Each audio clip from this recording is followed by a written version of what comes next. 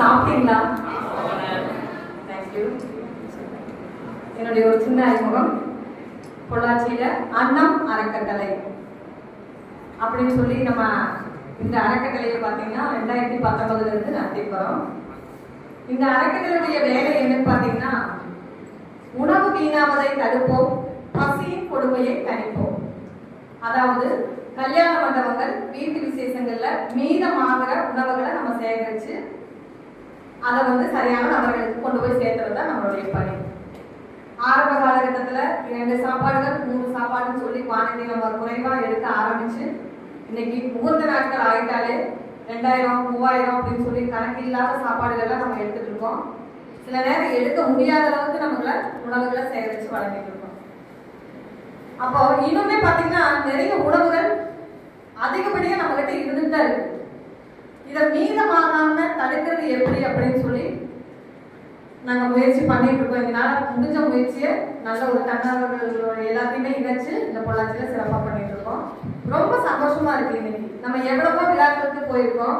ரீசெண்டா மகளிர் தின விழாவெல்லாம் நடத்தினோம். அந்த இடத்துல பாத்தீங்கன்னா மகளிர் தின விழானாலே எல்லாருமே பெண்களா இருப்பாங்க. நல்லா இருந்துச்சு, உண்மையாவே சூப்பரா கொண்டாடி முடிச்சிட்டோம். இன்னைக்கு அருமையான ஒரு ஃபுட் கிளப் ஓபன் பண்ணிருக்கீங்க, ரொம்ப சிறப்பு. என்ன ஒரு ஆச்சரியம்னா அதுல யாருமே லேடிஸ் இல்லை, அந்த தலைமை எல்லாருமே ஜென்ஸ் அப்படிங்கிறதுலே எனக்கு ரொம்ப ரொம்ப ஒரு சந்தோஷம். உண்மையாவே முதல்ல அவங்களுக்கு ஒரு பாராட்டுகளை நான் தெரிவிச்சுக்கிறேன். அதாவது ஒரு துறை இந்த குறிப்பிட்ட துறை பார்த்தீங்கன்னா இது பெண்களுக்கு தான், இது ஆண்களுக்கு தான் அப்படின்னு பிரிச்சது போய் இன்னைக்கு உணவோட முக்கியத்துவத்தை தெரிஞ்சதுனாலதான் இன்னைக்கு அதை ஒரு ஆண்கள் அணி எடுத்து நடத்துறாங்க அப்படிங்கிறதுல நான் ரொம்ப சந்தோஷப்படுறேன். ஏன்னா இப்ப நிறைய விழிப்புணர்வுகள் வந்துருச்சு. உணவுடைய விழிப்புணர்வுகள் பாத்தீங்கன்னா இந்த கொரோனா டைமுக்கு அப்புறம் அதோட முக்கியத்துவம் என்ன அப்படிங்கிறது எல்லாருக்குமே தெரிய வந்துச்சு. நம்ம டெய்லியுமே படிக்கிறோம். இப்ப இருக்கிற காலகட்டத்துல நம்ம சாப்பிடுற சாப்பாடு சத்தான உணவா இருக்கா, பாரம்பரியமான உணவா இருக்கா அப்படிங்கறத பத்தி எல்லாம் ரொம்ப இப்ப அவேர்னஸ் வந்துருச்சு.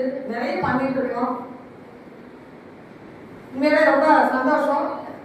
என்னுடைய ஒரு அன்பான வேண்டுகோள், நீங்க எல்லாருமே பாத்தீங்கன்னா ஒவ்வொரு துறையில இருப்பீங்க. இங்க இருக்கிறவங்க எல்லாருமே நான் மாணவர்களா பார்க்கல, வருங்கால டீச்சர்ஸ்லாம் இருக்கலாம், டாக்டர்களா இருக்கலாம், ஒரு காவல்துறை சம்பந்தமா இருக்கலாம், பல துறையை சார்ந்தவங்க இங்க இருக்கீங்க. ஆனா எல்லாத்துக்கும் ஒரு பொதுவான துறை அப்படிங்கிறது பாத்தீங்கன்னா இந்த உணவுத்துறை ஒண்ணுதான். அந்த உணவுத்துறைய நீங்க இன்னைக்கு இங்க இருக்கிறவங்க எல்லாருமே அந்த உணவோட முக்கியத்துவத்தை புரிஞ்சுதான் நீங்க இனிமேல் பயணிக்க போறீங்க.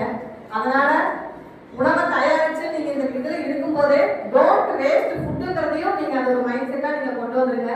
தயவு செய்து உணவை யாரும் வீணா